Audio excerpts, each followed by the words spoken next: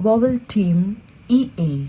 This combination of two vowels can make three different sound. EA can make long E sound.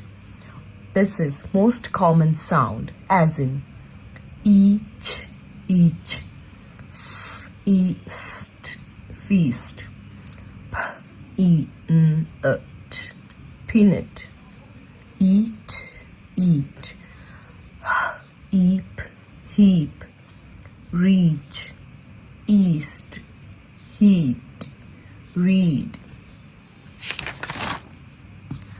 EA can make short E sound.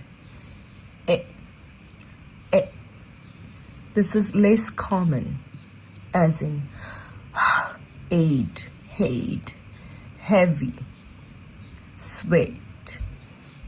Long A sound. EA can make long A sound A. This is rare sound as in ache, steak, ache, break, ate, great.